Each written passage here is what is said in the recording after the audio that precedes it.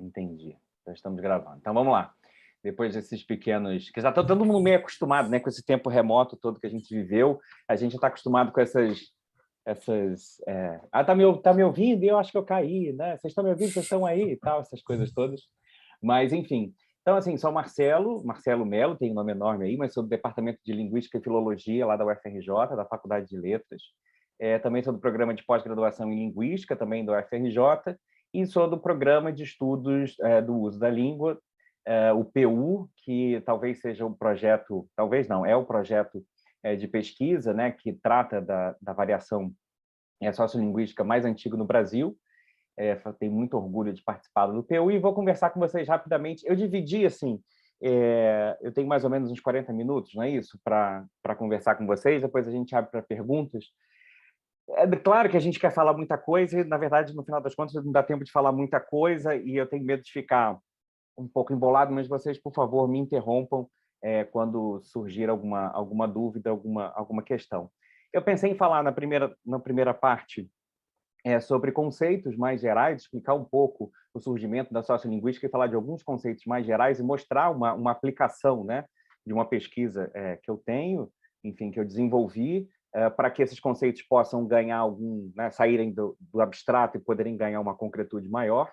E depois eu pensei em apresentar um artigo do Labov, no início da década de 70, em que ele faz justamente essa relação entre língua e sociedade, olhando para o que, na época, e ainda hoje, né, a questão do fracasso escolar das crianças negras do centro de Nova York, né? E faz um paralelo todo com uma questão que é linguística. Tá? Então, vamos lá. Primeira coisa de tudo, antes de qualquer coisa, né, para situar quem nunca ouviu falar em sociolinguística, mas alguma hora pode ouvir falar de sociolinguística, né, e ter uma discussão mais aprofundada, algumas pessoas sempre acusam a sociolinguística de ser uma metodologia e não uma teoria. O que eu vou defender aqui é que a sociolinguística é uma teoria. É uma teoria porque ela traz, né, um método, claro, obviamente, né, ela tem uma metodologia própria, ela trabalha com uma metodologia própria, mas ela tem um conjunto de princípios, né, que fazem com que a gente pense, né, sobre a língua, como é que a língua se organiza e quais são justamente essas interfaces da língua com essas questões sociais. Mas você tem, né, obviamente, para você poder falar de língua, você tem todo um modelo de arquitetura mesmo do conhecimento linguístico abstrato e que a sociolinguística faz tem os seus princípios, né? Então, por isso que a gente defende que a sociolinguística é, antes de mais nada, uma teoria. A gente vai tratar aqui de uma teoria que busca explicar como as línguas mudam, né? No primeiro momento, ela surgiu para tentar explicar como é que as línguas mudam. Não sei se vocês já tiveram contato, né, com alguns outros modelos e teorias dos estudos linguísticos, mas, de certa forma, é claro que assim, os estudos linguísticos, né, sempre houve um interesse muito grande, né, dos seres humanos, das pessoas, de estudarem a língua, como é que isso tudo se processa e tal, mas, assim, talvez o estudo mais antigo o registro mais antigo que a gente possa ter de uma discussão linguística, seja lá dos diálogos de Crático, né? Claro, a gente está falando do Ocidente, no século V a.C., né? Platão e tal. Mas, assim, ao longo dos anos, ao longo dos séculos, né? Os estudos linguísticos sempre foram desenvolvidos a reboque de outras áreas do conhecimento, né? Da filosofia, da história, depois, mais recentemente, século XIX, da antropologia, da sociologia e tal. E a linguística só ganha uma autonomia mesmo, né, na virada do século XX, com os estudos do suíço Ferdinand de Saussure, né, com a publicação do curso geral de linguística, uma obra póstuma que foi publicada os estudantes, os alunos do Saussure, e aí a linguística ganha uma autonomia, isola-se o objeto de estudo da linguística, e aí a gente passa a estudar. A linguística ganha, né? A linguística moderna, surge a linguística moderna, que passa a ter o seu objeto de estudo, então, e passa a ser uma ciência autônoma. Mas desde um pouquinho antes disso, e assim, vou pegar a carona aí nessa fase, né? No início do século XX, a gente está falando do estruturalismo, uma corrente de pensamento lá da época, surge uma tradição, na verdade, de separar o que é língua, o que é um conhecimento abstrato, esse sistema abstrato, né? E o que é fala. né, dizendo que cabia à linguística, aos linguistas, aos estudos linguísticos, se dedicarem a esse sistema abstrato, e que a fala seria simplesmente um desempenho individual desse conhecimento abstrato. Então, o linguista deveria estudar esse sistema abstrato.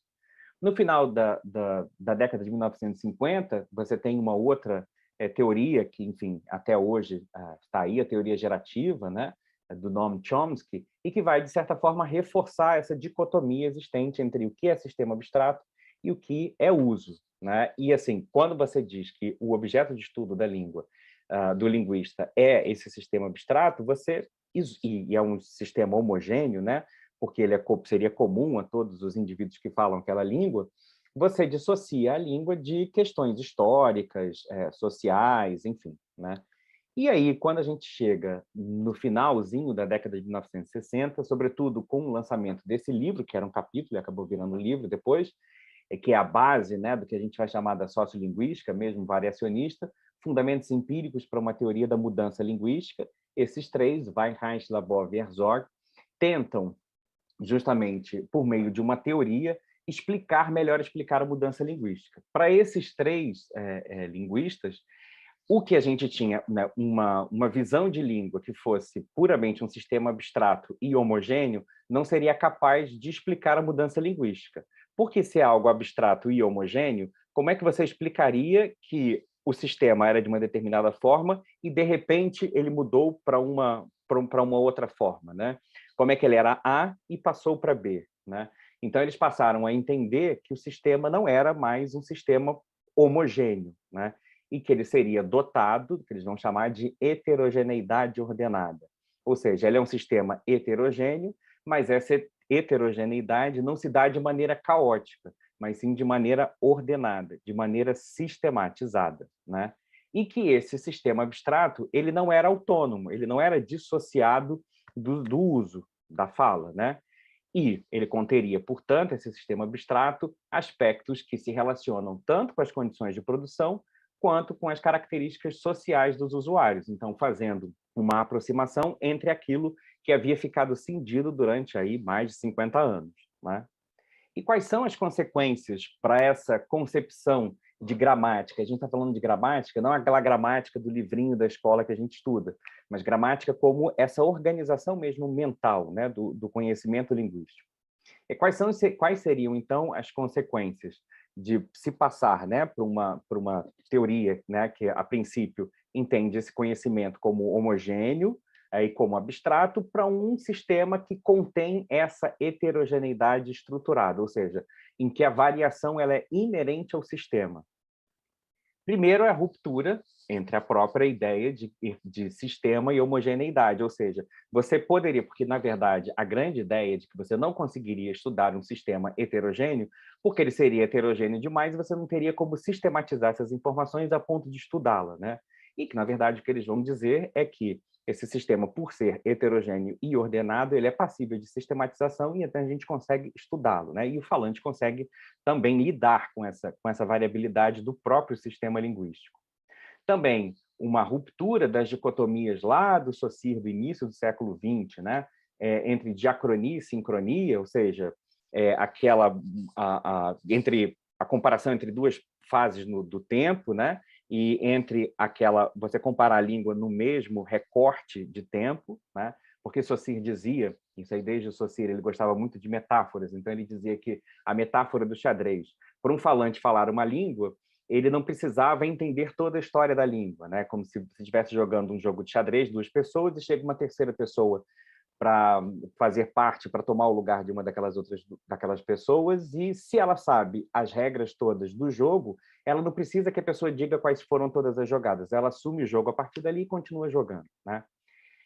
Então, para ele, o recorte, além de ser desse sistema abstrato, que para ele seria homogêneo, deveria também a primazia, né, dos estudos do linguista deveria ser sobre a sincronia, sobre um recorte, né, o mesmo recorte no tempo. E também essa dicotomia que a gente estava falando entre língua, sistema abstrato, e fala, que é o uso concreto desse sistema, né? E também passa a fazer uma relação entre língua e sociedade, porque se ela é algo, né, que não é homogêneo e que mantém uma relação com o próprio uso da língua, você passa a fazer uma relação maior, ou uma relação que até então tinha sido abandonada, entre língua e sociedade, né? Então, a gente tem aí, né, um conceito que é chave para a sociolinguística variacionista, né? O próprio Labov, ele diz que nas publicações dele, ele diz que ele, no início, tinha muito problema com esse nome sociolinguística, justamente por entender que a linguística deveria se ocupar também do que é social, né? Então, para ele, sociolinguística seria um termo redundante, mas depois ele acabou cedendo e foi como ela acabou ficando conhecida, né? Então, assim, para a sociolinguística, a variação, portanto, ela é inerente ao sistema, quer dizer, o sistema linguístico, esse sistema abstrato, ele é dotado de variação, né? E só que essa variação ela não é aleatória, ou seja, ela não é caótica, como previam, né, as pessoas que entendiam que essa heterogeneidade era o que impossibilitava o estudo da variação. Na verdade, ela é sistematizada, ela é organizada, ela é ordenada. E, portanto, a gente precisa dizer, né, se o sistema é variável, a gente precisa buscar critérios para definir, para identificar o que é variação para os estudos sociolinguísticos. Tem 3 critérios básicos para a gente definir esse objeto de estudo, né? Fazer essa conceituação.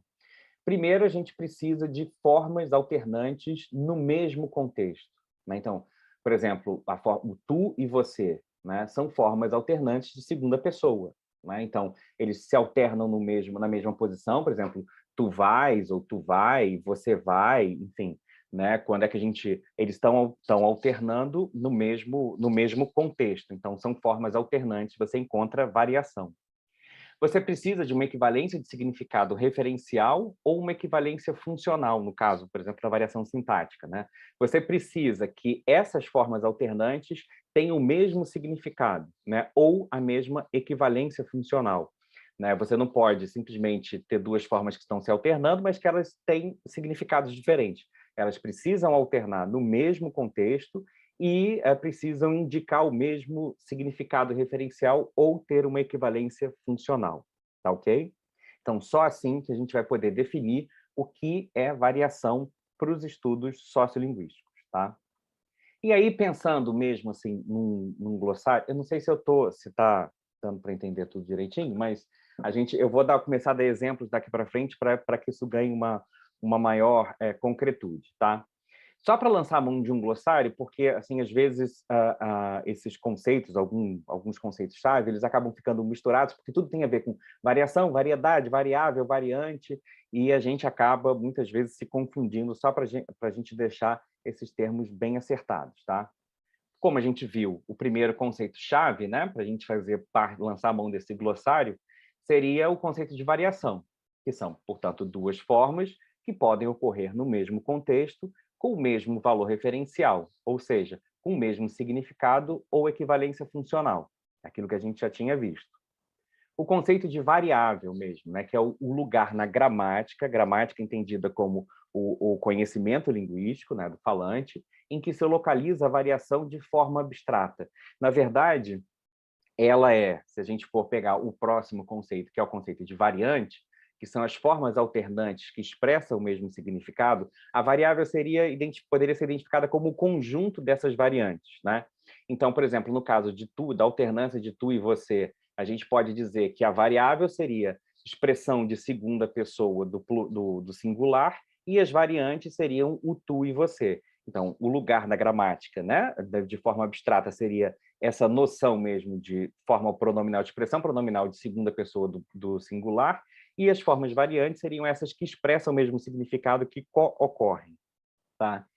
E o último conceito, que é um conceito também importante, interessante, que a gente pode tratar aqui, é o conceito de variedade, né? Variedade é uma fala característica de um determinado grupo, né? Então, você tem, por exemplo, você pode ter uma variedade, né, carioca, a variedade paulista, a variedade gaúcha, né, se a gente for pensar em termos regionais. A gente pode pensar também em comunidades menores, né, a variedade dos pescadores de um determinado local.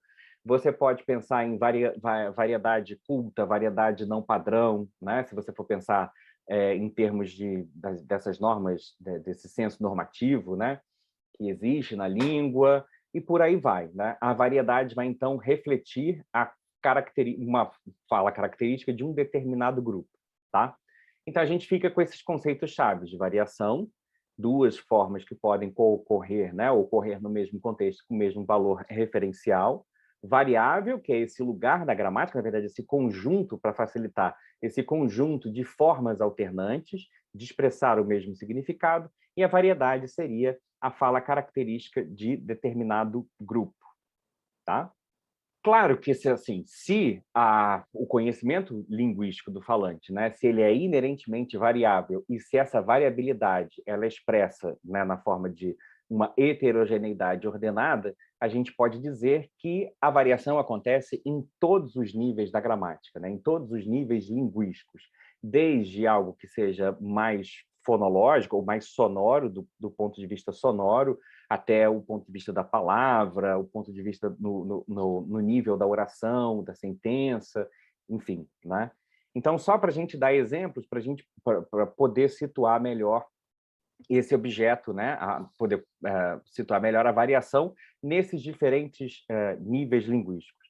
Acho que o mais tranquilo da gente perceber é que a língua varia, né? Acho que nenhum linguista hoje em dia consegue dizer que as línguas não variam, elas variam, e acho que a variação mais, mesmo aqueles que não são sociolinguistas, a questão é se isso faz parte do objeto, né, de estudo desse linguista, a depender do modelo e da teoria que ele adote, ou não. Mas, assim, enfim, acho que as línguas variam e as línguas mudam, né? Eu acho que a forma mais fácil, mais tranquila de perceber a variação é no nível lexical, ou seja, no nível da palavra.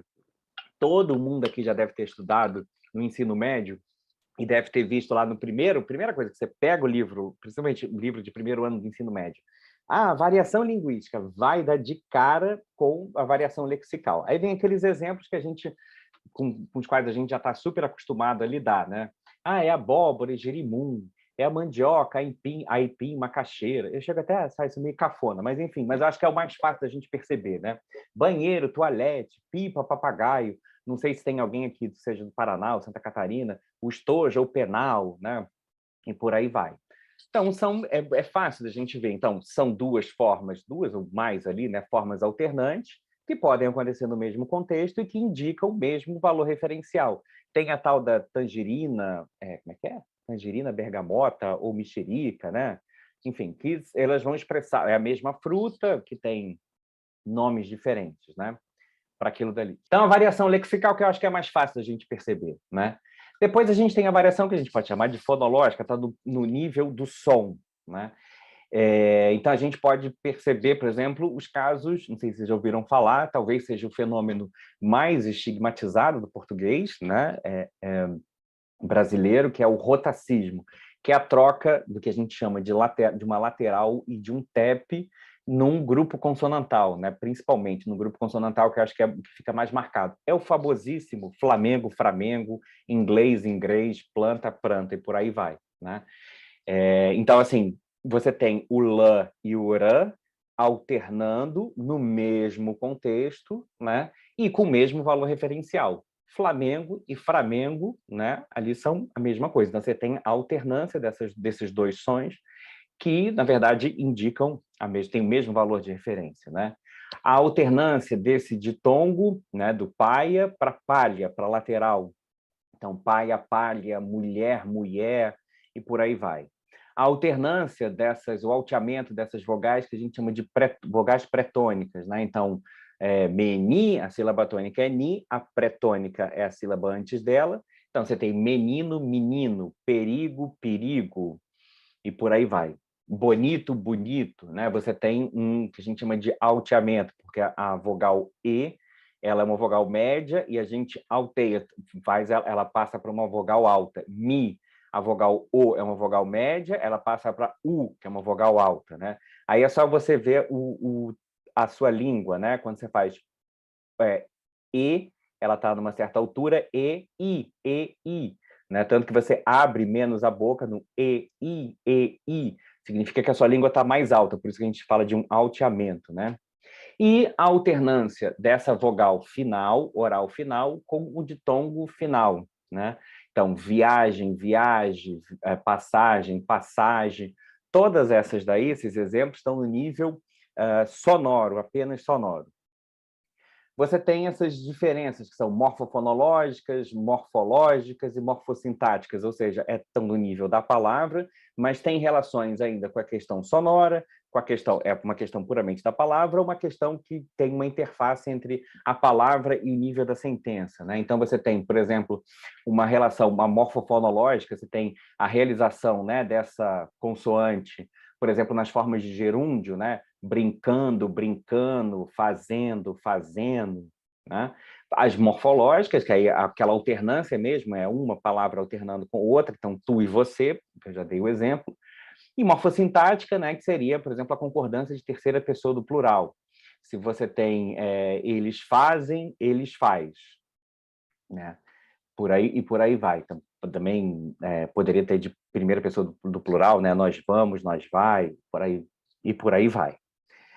Sob o ponto de vista sintático, a gente pode ter, né, por exemplo, as orações relativas, né, aquelas orações que são introduzidas por um pronome relativo. Então, os casos clássicos são aquelas orações que são preposicionadas. Então, você pode ter o livro de que falei, o livro que falei, o livro que falei dele. São 3 estratégias diferentes para você expressar ali uma oração subordinada relativa, né, uma que a gente chama de uma adjetiva, né?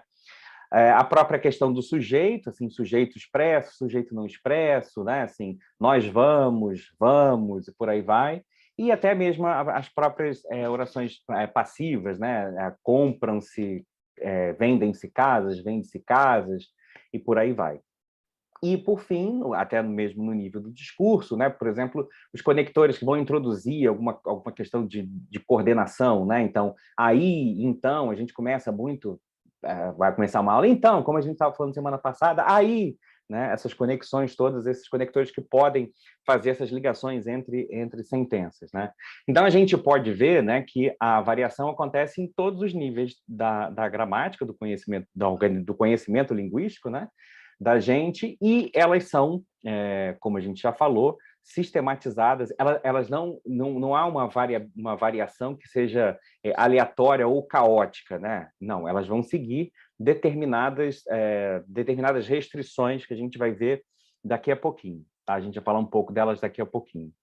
E aí, só para não ficar muito no abstrato, né, assim, para a gente trazer exemplos mais concretos do que seria de uma pesquisa sociolinguística, tá? E lidando e mostrando como é que a gente aplica esses conceitos, né, dentro de uma pesquisa sociolinguística. Então, por exemplo, o que eu trouxe aqui, um estudo que eu desenvolvi, o Bruno estava dizendo, né, que eu estudo falantes, moradores de favela, falantes da classe baixa, com menor inserção social.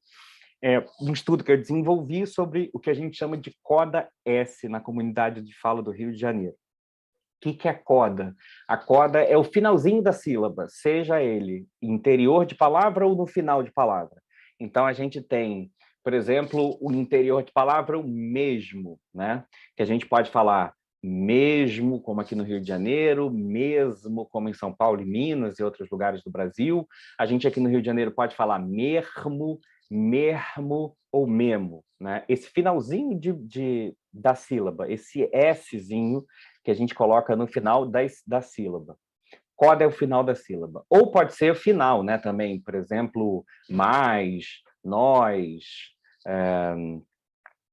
sei lá, ônibus, esse Szinho que a gente coloca aí no final, né? Então, essa seria a nossa variável linguística, né? A nossa variável sociolinguística. E a gente pode ter essas realizações aí, são as realizações que eu estava falando para vocês, né? A gente pode ter, por exemplo, poste, pode ter mesmo, poste, mesmo, pode ter até, eu tenho um dado desse, o porte para poste, mas pode ter mermo, mermo ou memo, né? Todas essas são as nossas variantes dessa variável, né? E, quando eu fui coletar esses dados, na verdade, eu coletei esses dados de 3 grupos sociais diferentes da comunidade Fala do Rio de Janeiro. eu coletei esses dados em amostra de um falante da classe média, média baixa, que tinham um ensino fundamental ou ensino médio, que estavam inseridos no mercado de trabalho, enfim. Né? Tinha uma série de características que os ligava a diferentes setores da classe média. Meninos, adolescentes, moradores de favelas do Rio de Janeiro, mas que tinham uma escolarização regular, tinham vínculos familiares mais sólidos e tal, e adolescentes que cumpriam medida socioeducativa por algum ato infracional que eles tivessem cometido, e tinham frágeis vínculos familiares e afetivos muito fragilizados, pouquíssima escolarização, não participavam do mercado de trabalho, enfim, cometeram alguns crimes, né, atos infracionais análogos a crime, sobretudo inserção no tráfico de drogas e tal. Tinha uma realidade social muito diferente. E aí eu coletei todos os dados de todas as palavras que tinham essa variável sociolinguística, tá? E aí, claro que eu tive que excluir, por exemplo, quando você tinha essa realização desse S numa estrutura de plural, mas que essa estrutura, essa marca estava ausente. Então, por exemplo, as meninas, né? Se eu fosse considerar todos os zeros, né? As meninas, os meninos, os polícia, os, sei lá, os caras, se eu fosse considerar todos os zeros, a não marcação ali do plural, eu ia ter um número de zero muito elevado e que, na verdade, não ia refletir o que eu estava olhando, que eu estava olhando para uma questão, uma variável fonológica, né? Uma variável sonora. E isso tem uma interface mais com outros níveis da gramática. Então, eu excluí todas essas realizações. Como também excluí todas as realizações, por exemplo, em que você tinha duas consoantes muito parecidas, né? Então, assim, as chaves, eu não sei se esse as chaves esse ch é de as ou é de chaves. Então, nesse caso, eu excluí, porque, na dúvida, a gente exclui o dado. Isso é o que a gente chama, no estudo sociolinguístico, de envelope da variação. Eu vou colocar dentro do meu envelopinho somente aquilo que eu estou olhando, né? E vou excluir aquilo que eu não estou olhando, porque vai apresentar algum tipo de problema que pode enviesar a minha análise, tá? E quando eu fiz as análises todas, a gente foi atrás justamente do que a gente vai ver daqui a pouco, que são os condicionamentos dessa variação, né? O que condicionava essas formas variantes, né? Ou seja, o que favorecia ou desfavorecia a realização de uma variante ou de outra variante. E aí, no final, grosso modo, a gente viu que quando o contexto seguinte desse Szinho era uma consoante, uma outra consoante sonora, como, por exemplo, vocês podem ver, desliga para desliga, às vezes para às vezes, mar não vou lá não, der de lá de baixo, né? Vamos pegar o mais, ou o nós, também pode ser. É muito mais tranquilo a gente ter mar não vou lá não, mar você, do que a gente ter, por exemplo, mar tem ou mar fica, né? Porque aí tem uma questão, uma qualidade das consoantes que vem depois desse Szinho, que vão condicionar aí uma questão mesmo da posição das cordas vocais, né? De como esses sons são articulados, que vão favorecer essas consoantes que são aqui, que a gente chama de posteriores, que são realizadas aqui na parte de trás, tá? Do trato vocal. E também elas são mais realizadas entre indivíduos menos escolarizados ou de classes sociais mais baixas e que tinham mesmo menor escolarização. Isso a gente vai chamar dos condicionamentos da variação. Nesse caso, eu tenho um condicionamento que é linguístico, ou seja, é do próprio sistema, é da língua, né, que favorece um determinado tipo de consoante de realização em função do contexto seguinte, então é a língua mesmo, estrutural, interno, e um outro que é um condicionamento social, que é extralinguístico, né? Falantes com menor escolaridade tendem a realizar uma determinada variante, tá? Uma determinada qualidade. Quando a gente vai pensar, né, e aí voltando lá para o Labov, Weinreich, Labov, Herzog, eles dizem que assim, quando a gente vai estudar, né, fazer um estudo dessa natureza, a gente tem que ter em mente 5 grandes problemas. O pesquisador precisa dar conta de 5 problemas, né? O primeiro deles é o problema justamente dos condicionamentos, que foi isso que eu mostrei, né? Então, aquela coda, quando essa realização posterior, ela é favorecida com uma consoante sonora depois e entre falantes menos escolarizados. Então, a gente tem que dizer quem são, porque já que ela é ordenada, sistematizada, ela não é aleatória, ela vai ser condicionada. Então, a gente precisa dizer quem são os condicionadores dessa que vai condicionar ou vai favorecer ou não o uso de uma variante ou de outra, tá? Outra coisa é o problema do encaixamento, porque toda mudança, né, toda mudança linguística, lembrando que a sociolinguística, né, nasce com um objetivo principal, que é dizer por que e como as línguas mudam. Então, você tem que dizer, né, como é que já que a heterogeneidade ela é sistematizada, ela é ordenada, como é que essa mudança está ligada tanto linguisticamente como socialmente? O que isso significa? Por exemplo, se a gente vou pensar num caso bem tranquilo, que seja o caso do... Vocês sabem que o português vem lá, como várias outras línguas, do latim, né? O latim, você tinha uma questão que a gente chamava uma marcação de caso. A gente tem caso no português, mas a gente não marca mais caso. Então, você sabia, grossíssimo modo, não sei se vocês já estudaram latim na vida de vocês, mas grossíssimo modo para a gente poder se fazer entender de forma rápida aqui.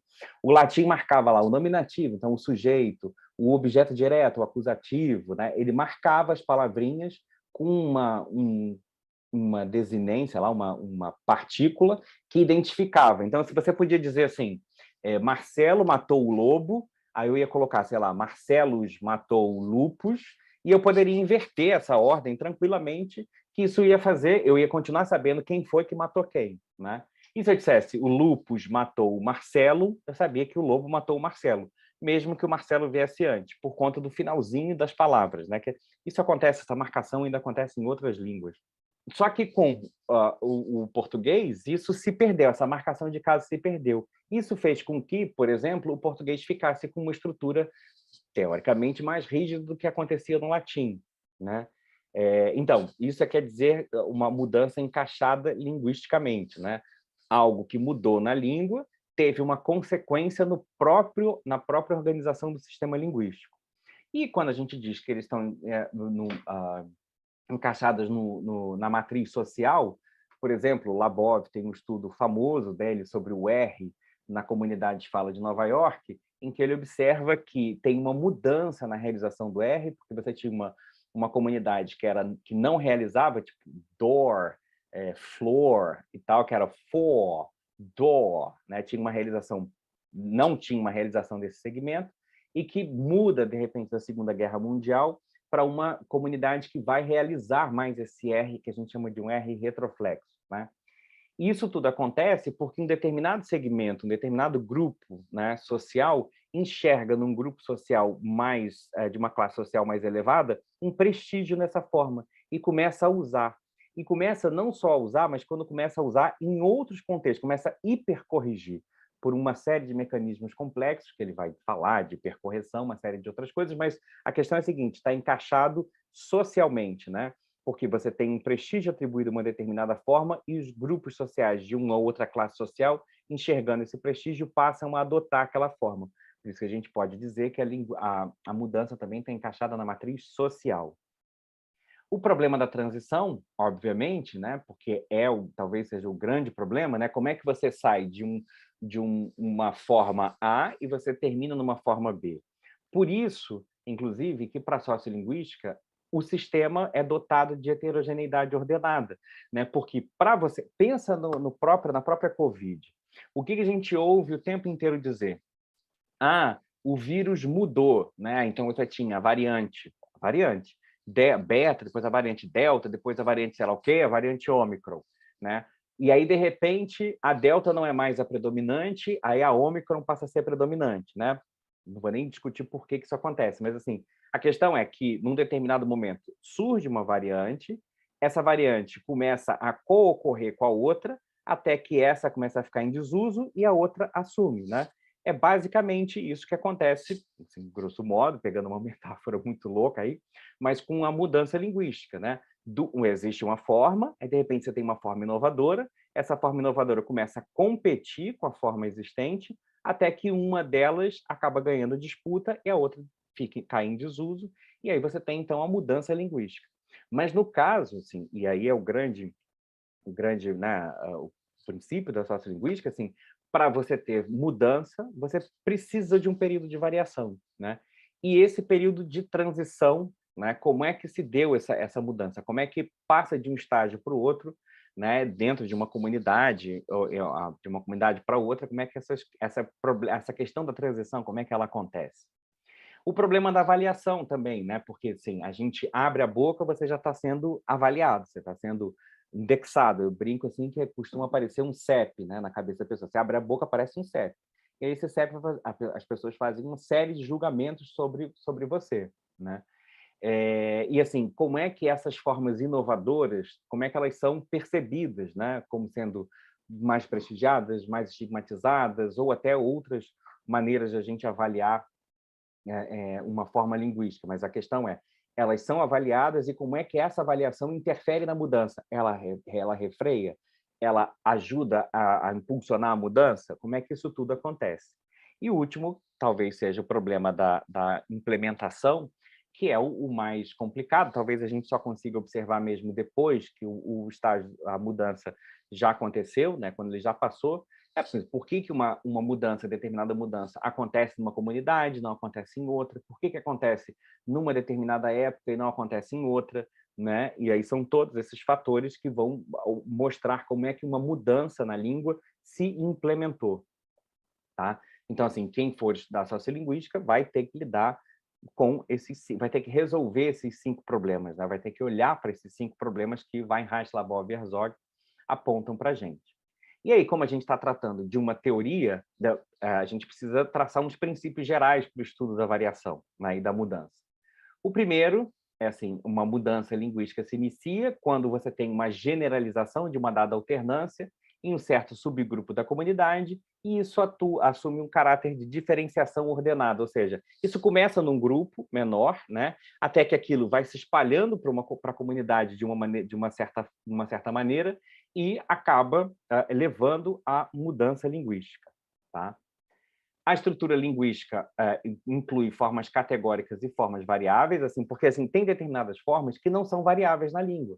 Né? Até se a gente não é tudo que varia na língua. Né? Se você for pensar na própria estrutura, na estrutura das estruturas nominais no português, você sabe que você tem sempre, né, uma forma lá, um determinante, assim, que na frente disso aí vai ser sempre, por exemplo, aquela menina bonita, a menina bonita, essa menina bonita, o essa, o aquela, o a vai vir sempre na frente, ele nunca vai vir no meio nem no final. Independentemente da pessoa, se a pessoa é escolarizada ou não, tem determinadas formas que, assim, que elas são invariáveis, né? Elas não variam, acontecem de maneira categórica.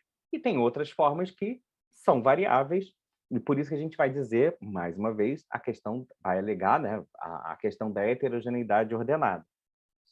Princípio básico da sociolinguística, né, assim, mudança é variação, mas nem toda variação leva a um processo de mudança. Então, aquilo que eu estava dizendo, que nem o vírus lá a Covid, né? Para mudar, você precisa de formas que estão variando. Mas nem tudo aquilo que varia vai levar à mudança. Por exemplo, voltando ao caso do rotacismo, do Flamengo, Flamengo, Globo, Globo e tal. Isso é uma alternância que é observada em Camões, Luís de Camões, né? O grande poeta lá da literatura portuguesa, nos Lusíadas, você tem globo, globo, inglês, inglês, planta e planta. Ele alternava isso na escrita lá. Então, até mesmo tem registros, né, do português, ali passando do latim para o português, enfim, português arcaico. Você tem o apêndice probe, que vai dizer, né, o probe dizendo assim, é flagelo, não é fragelo, registrando já essa alternância lá atrás. Isso alterna na língua até hoje no português, mas não mudou, né? É um exemplo clássico de uma variação que se manteve, né? É claro que ela é dotada de significados sociais diferentes, né? Em determinada época poderia não ser estigmatizada, enfim, e ganha um outro contorno aí de avaliação, mas o fato é um processo de variação que não descambou numa mudança, né? Isso continua alternando na língua. A mudança é gradual e não é abrupta, então assim, ela não se dá de uma hora para outra, ela pressupõe esse estágio de variação das formas que estão variando, né? E ela vai acontecendo lentamente, né? Ao longo dos anos, né? E muitas vezes de algumas gerações. O indivíduo, e aí fazendo a relação entre língua e sociedade, né? O indivíduo não é autônomo em relação à sociedade que está inserido, né? Assim, a gente, claro que o que está na mente do falante, né, representado lá, o seu conhecimento linguístico, é claro que ele é individual, mas esse conhecimento linguístico ele dialoga com as condições de inserção desse indivíduo na sociedade, né? Ele tem as suas particularidades e isso tudo, ele está inserido numa hierarquia social e essa hierarquia social, obviamente, interfere, faz com que ele não seja, se a gente vai pensar na língua em relação, né, com fatores sociais, você não tem uma independência do indivíduo em relação à própria estrutura social, né? A mudança linguística é transmitida dentro da comunidade como um todo, então, assim, não é o indivíduo, nem a sua família ali, mas, na verdade, é um processo que acontece, né, na comunidade como um todo, em grupos maiores, né? E a gente tem como os condicionamentos, né? Já que ela não é aleatória, ela é ordenada, a variação ela é sistematizada, né? Ela vai obedecer a determinados condicionamentos, que podem ser, como a gente já falou aqui, condicionamentos de ordem linguística. Então, se você for pensar na própria variável, né, concordância lá de terceira pessoa do plural, então, se há marca de concordância padrão, né? Então, assim, eles vendem, eles fazem, eles intervieram, alguma coisa nesse sentido, né? A gente sabe que são condicionamentos linguísticos disso daí, por exemplo, se o verbo está posposto ao sujeito, se o sujeito está posposto ao verbo, né? Se o verbo está posposto ao sujeito. Então, assim, ocorreu naquela cidade, na cidade do Rio de Janeiro, dia 1º de maio, muitas manifestações. Então, quanto mais longe, e se o verbo está posposto, a probabilidade de a gente ter uma não marcação da concordância, da marca formal de concordância padrão é maior, né? Um condicionamento linguístico, como eu estava falando da coda, né? Essa coda mais posterior, né? Um mermo, desliga, mas não vola não. Essa realização posterior, ela está condicionada, tem um grande condicionamento que é o fato do contexto seguinte ser uma consoante sonora. Então, isso tudo são fatores linguísticos que condicionam a variação. Fatores sociais, como a gente sabe bem, né? Assim, classe social, escolaridade, sexo/gênero do falante, idade, a gente sabe que falamos diferentes, né? De diferentes idades, pessoas de diferentes idades falam de maneiras diferentes, questões regionais, enfim. E questões cognitivas, aí questões de frequência com que um item, determinada estrutura, acontece na língua, e por aí vai. São várias outras, né? De fatores de natureza cognitiva que vão condicionar a variação e a mudança. Satou, assim, rapidamente, só para a gente tratar, né? Como é que você olha? Porque a mudança, né, ela pode ser observada, né? Pode ser capturada tanto do ponto de vista da produção, então a gente pega dados de produção, dados que foram produzidos pelos falantes, né? E a gente pode dar também a variação e a mudança do ponto de vista da percepção, como é que os falantes percebem aquelas formas linguísticas, né? Então a gente pode ter aí, né, grandes amostras de fala, que são coletadas, que são estratificadas, para que a gente possa acompanhar, né, esses fatores sociais, então idade, amostras de fala divididas em faixa etária, homens e mulheres, diferentes classes sociais, diferentes escolaridades e tal. E a gente pode ter estudos de tempo real, ou seja, você vai pegar vai fazer uma amostra de fala, que pode ser um estudo de tempo real tendência, um estudo de painel. Eu estou trazendo o nome só para vocês saberem, mas é fácil perceber isso. Então, por exemplo, você pega uns falantes de uma determinada época, por exemplo, em 1980 você entrevistou, sei lá, 15 falantes. E aí, nos anos 2000, 20 anos depois, você volta para entrevistar aqueles mesmos falantes, se você conseguir, né? Enfim, isso é um estudo de tempo real, porque o tempo passou no real, né? E é um painel porque você vai ver indivíduo a indivíduo, como é que aqueles indivíduos se comportaram ao longo desses 20 anos.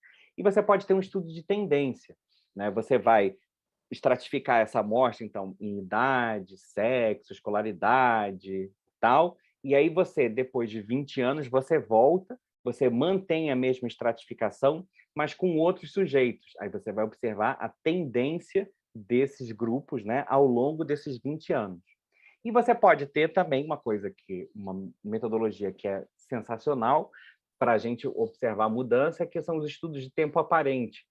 Tempo aparente, porque, diferentemente do tempo real, aqui o tempo é aparente. Você monta, né, dentro de um mesmo, por exemplo, a gente pega hoje aqui, eu tenho determinada idade, tenho 45 anos, né, eu vou entrar numa determinada faixa etária, aí depois você tem indivíduos com entre 20 e 30 anos, indivíduos abaixo de 20 anos, né, e a gente vai comparar, vai observar o comportamento desses indivíduos, porque a gente entende também que quanto mais velho a gente vai ficando, aí tem toda uma discussão teórica de como é que esse conhecimento linguístico nosso, né, como ele vai ficando mais estável e vai ficando menos permeável a mudanças no indivíduo.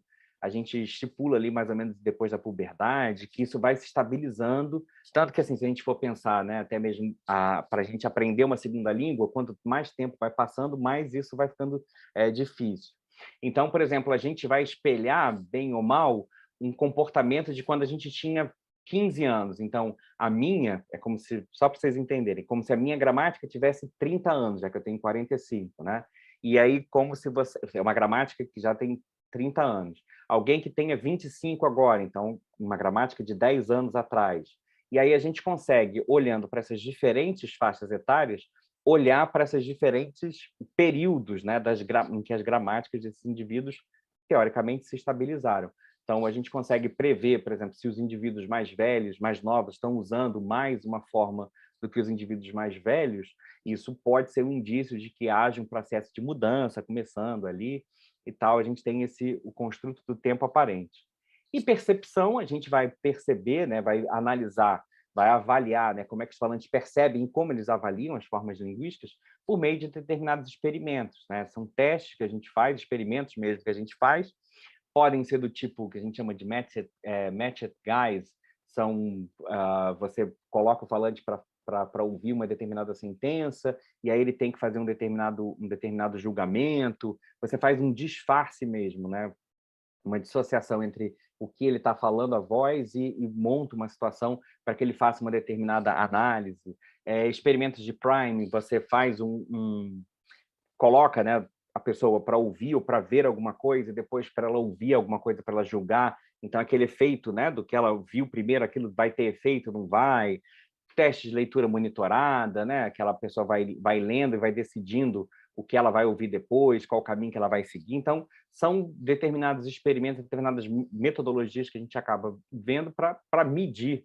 E os estudos de percepção são mais recentes. Na verdade, assim, eles acontecem, Labov fazia estudos desse tipo desde 1963, mas o que a gente viu, né, na maioria do tempo, assim, desde a década de 60, principalmente até o início dos anos 2010, foram muitos estudos de produção, com dados de coisas que os falantes realizaram, né, e menos testes ou estudos de percepção, e que de 2010 para cá, com novas técnicas, né, a gente teve um salto grande de trabalhos que lidam sobre percepção e variação.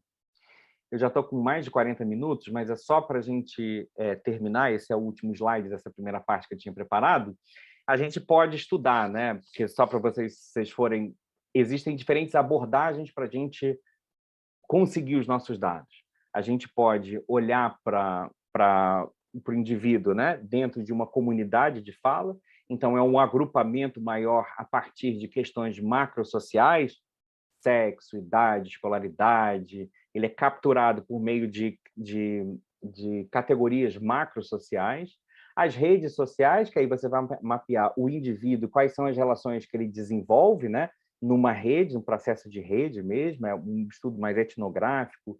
Então, assim, por exemplo, se você é muito usado para falantes migrantes, né, você vai estudar a fala de falantes migrantes, são falantes baianos que migraram para São Paulo. Então, você vai atrás de um falante, você conhece alguém? E com quem você fala? Você vai traçando redes assim para você tentar mapear o comportamento e as relações dos indivíduos, né?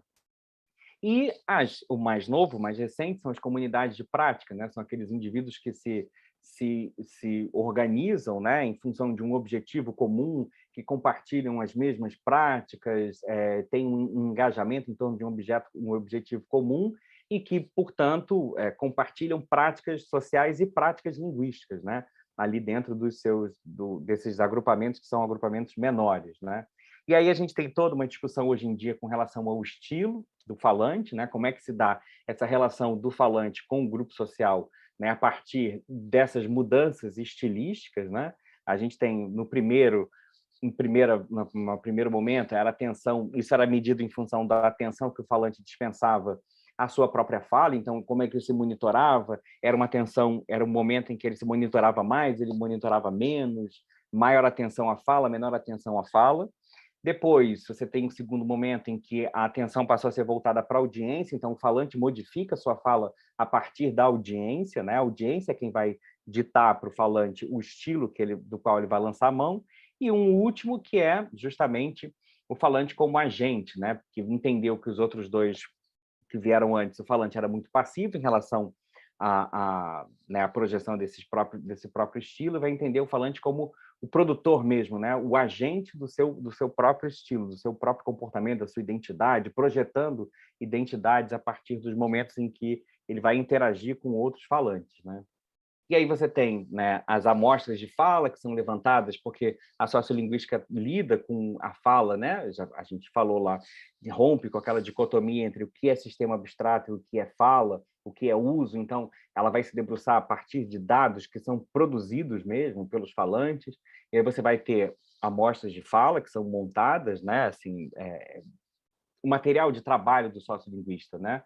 E uma metodologia que é muito forte na sociolinguística até hoje é a entrevista sociolinguística, que tem uma metodologia toda diferenciada, né, para atender esses propósitos do estudo da variação e da mudança. E a gente tem algo que, assim, que vocês algum dia forem trabalhar com sociolinguística, vocês vão ouvir falar bastante, que é o tal do paradoxo do observador. Porque você chega para entrevistar uma pessoa, você vai botar um gravadorzinho lá na frente da pessoa, né? E vai fazer a pessoa falar.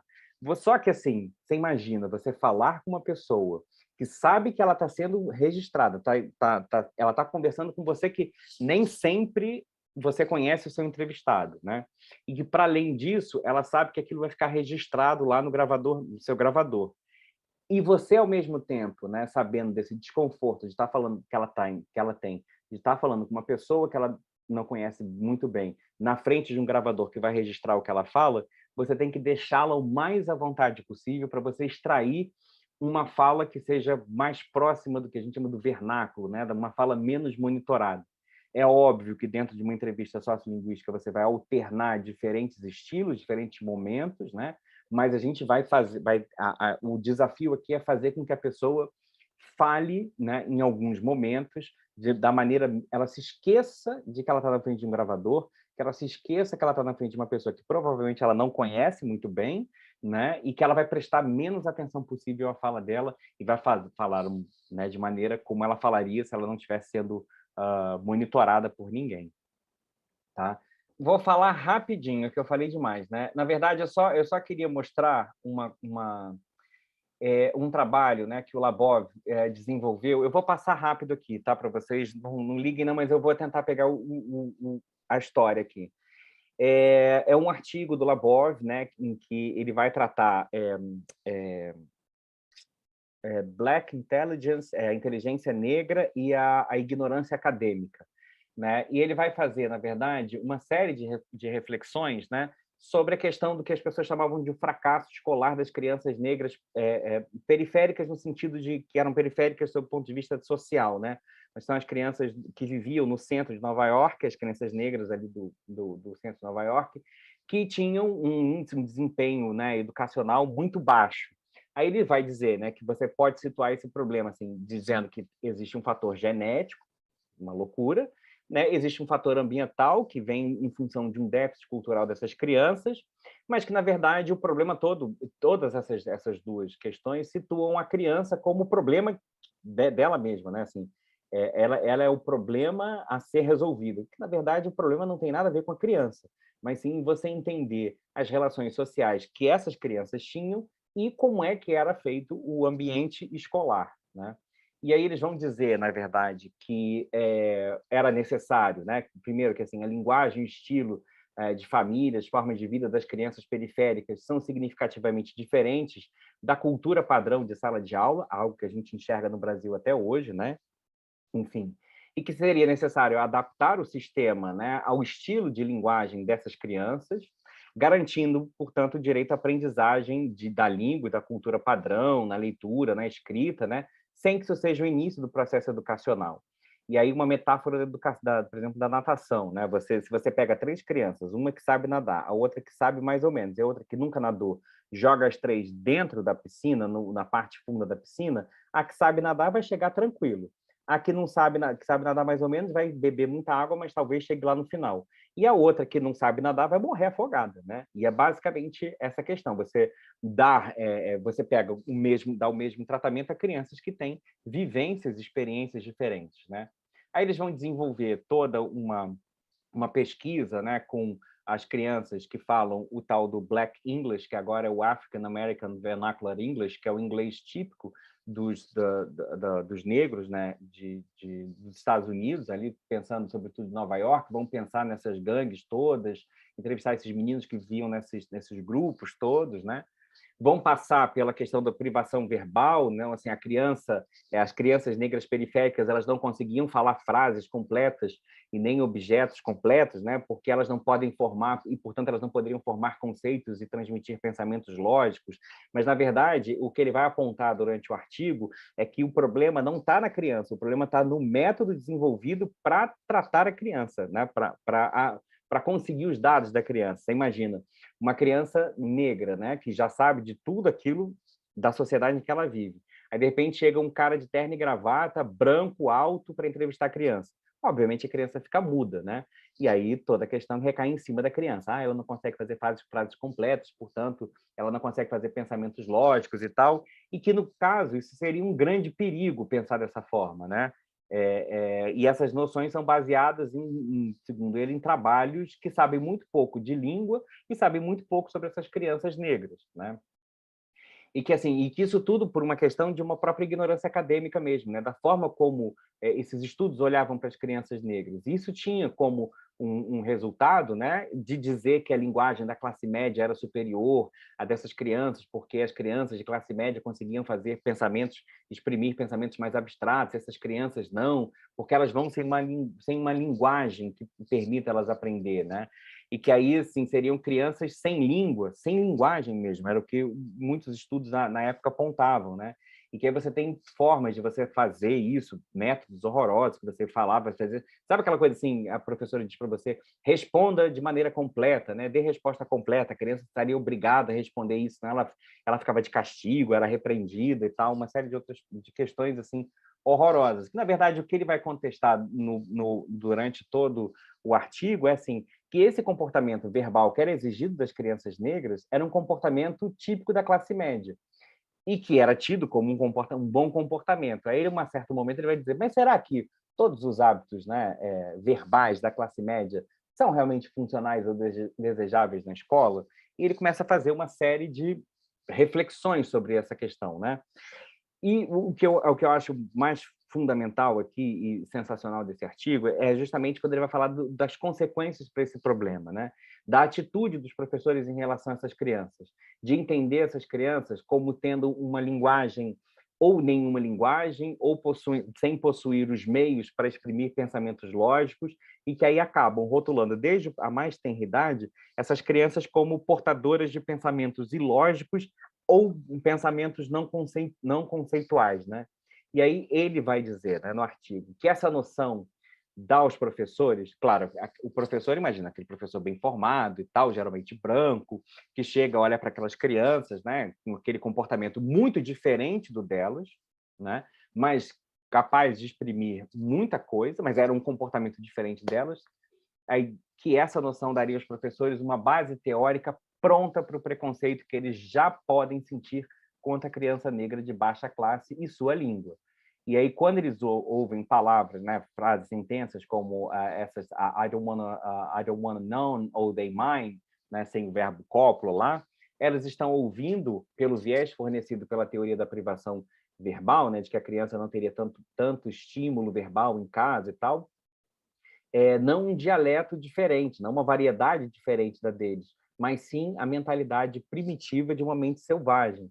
Então é aquilo, eu já fui professor da educação básica, né, e o que a gente mais via eram os nossos colegas assim dizendo que o aluno não sabe falar, que o aluno não sabe se comportar, que fulano é burro como uma porta. Eu já participei de conselho de classe em que o professor fulano de tal, aí apontava assim, o que é isso? Uma porta. Fulano é burro como uma porta, porque não consegue se expressar da maneira com que o professor acha que ela deveria se expressar, né?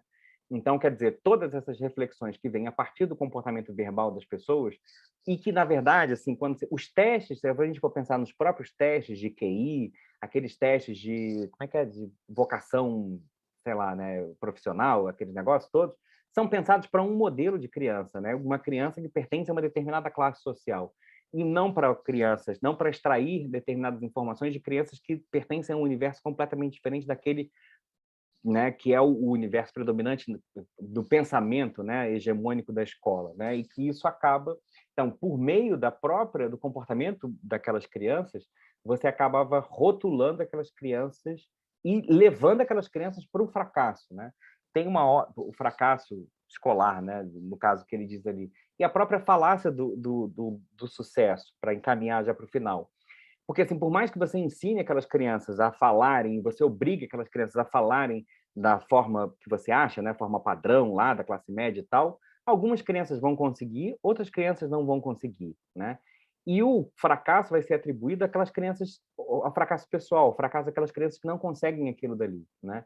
E o foco deixa de ser a criança, né, passa a ser a criança como culpada do seu próprio comportamento, do seu próprio fracasso, e muito menos métodos que você utiliza para coletar aqueles dados. E isso dá margem para teorias absolutamente absurdas, como, por exemplo,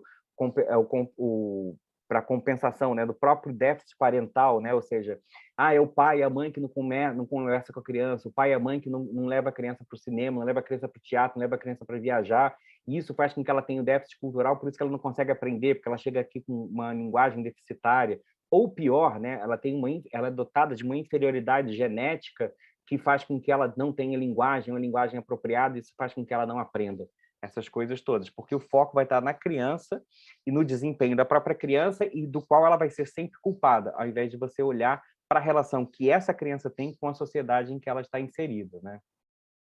E só assim, para terminar, algo que fica muito marcado, e hoje em dia vocês já devem ter ouvido falar, da questão do próprio preconceito linguístico, né? Só para alertar, assim, o preconceito linguístico, falando dessa própria relação entre língua e sociedade, né? Ele não começa nem termina na língua. A língua não tem nada a ver com esse tipo de manifestação preconceituosa, né? Ela é só um instrumento para marcar ainda mais as pessoas dentro de uma estrutura social. E aí eu trago o próprio Marcos Banho, né, num outro livro, que ele quem popularizou esse termo preconceito linguístico, e aí ele vai dizer assim, na gramática pedagógica do português, que é Gramática Pedagógica do Português Brasileiro, que é um livro que ele escreveu para professores, né? Ele diz, assim como os europeus se consideravam superiores aos negros, aos índios, aos polinésios, aos aborígenes australianos, entre outros, também muitas pessoas das camadas dominantes da sociedade consideram que os pobres, os analfabetos, os habitantes da zona rural, em alguns lugares, as mulheres, os jovens, os negros, os judeus, os imigrantes, etc., não sabem falar, têm vocabulário pobre e são incapazes de raciocínio lógico. É a expressão mais clara e vigorosa do preconceito linguístico, conjunto de ideia que se manifesta concretamente na discriminação pela linguagem, né? E assim, e quando a gente fala isso, a gente não está falando só da famigerada norma padrão, norma culta, ou como o Faraco gosta muito da norma curta, né? A gente está falando, por exemplo, se você for pensar pessoas do sul, do sudeste, que identificam falar de alguma variedade do nordeste do país e por isso fazem determinadas inferências, né? Então, na verdade, a língua vai só carrear outros preconceitos, né? Ela pode potencializar ou fazer com que determinados preconceitos venham à tona, né? Alguma coisa que possa ficar encoberta, a língua vai servir como um condutor desses preconceitos todos. Mas a língua, por si só, eu acho que é isso que o Labov fala muito bem nesse artigo, é, depois, se vocês quiserem, eu até mando para vocês, pelo Rodrigo, pelo Bruno, mas é justamente isso, assim, que se você for olhar para as crianças, né, a partir do próprio contexto delas e for olhar para a produção delas, não tem nada de ilógico, não tem nada de pobre, não tem, isso, não tem língua pobre, não tem variedade pobre, não tem variedade superior a outra, não tem variedade capaz de expressar alguma coisa melhor do que a outra. Existem formas de você olhar para aquilo, e a forma de você olhar para a língua é perpassada muitas vezes não, sempre por questões sociais. Mas eu acho que era basicamente isso que eu queria, algumas reflexões assim que eu queria trazer. Como é que pensar a língua a partir, né, dessa relação entre língua e sociedade, como é que ela pode se expandir para as nossas, tanto para as nossas relações. O Labov tem a última vez que eu vi o Labov falando, tem uma gravação dele na participação da Abralim, que é a Associação Brasileira de Linguística, que ele fala justamente dessa questão assim, como é que uma pessoa, o próprio julgamento que a gente faz da pessoa, né? Assim, se você for pensar o julgamento de uma pessoa pobre, negra, como é que a forma daquela pessoa falar já, de qualquer forma, potencializa qualquer avaliação e discussão sobre a própria culpabilidade da pessoa. Tem uma série, a forma como a gente avalia a língua, né? O comportamento linguístico das pessoas, como é que ele detona uma série faz aparecer de forma mais evidente uma série de outros preconceitos que são sociais, não são linguísticos, né?